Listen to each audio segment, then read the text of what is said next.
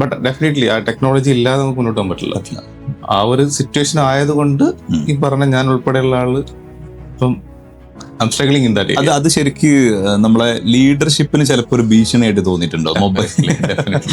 അല്ലെ, ഒരു സ്റ്റേജ് കഴിയുമ്പോ അല്ലെ, ഇപ്പൊ നമ്മൾ തുടങ്ങുമ്പോൾ നമുക്ക് അത്ര പ്രശ്നം തോന്നില്ല, പക്ഷെ കുറെ കഴിയുമ്പോ ഈ മൊബൈല് നമ്മളെ കയറി ഭരിക്കുന്ന ഒരു സിറ്റുവേഷനിലേക്ക് വരുന്ന. നമ്മൾ ഫസ്റ്റ് മീറ്റ് ചെയ്ത സമയത്ത് എന്നോട് ചോദിച്ചിട്ടുണ്ടായിരുന്നു ടെക്നോളജീസ് എന്താണെന്ന്. അന്ന് ഞാൻ പറഞ്ഞ മറുപടി ആയിരിക്കില്ല എന്ന് പറയണ്ടാവുക. കാരണം എനിക്ക് ടെക്നോളജി ഇപ്പം ഇറ്റ് ഈസ് നെസസറി, അല്ലാതെ വേറെ വഴിയില്ല. ബട്ട് ഞാൻ പേഴ്സണലി പറഞ്ഞ പോലെ മൊബൈൽസ് അങ്ങനെ യൂസ് ചെയ്യുന്ന ആളല്ല. എന്റെ ഏറ്റവും കംപ്ലൈന്റ്സ് വരാറുള്ളത് ഫോൺ വിളിച്ചെടുക്കാറില്ല, മെസ്സേജ് ചെയ്താൽ റിപ്ലൈ ഉണ്ടാവാറില്ല എന്നുള്ളൊരു സംഗതി വരാറുണ്ട്. ഒന്ന് മേജർ റീസൺ എനിക്കത്ര ഫോണായിട്ട് ഓക്കെ ആവാറില്ല.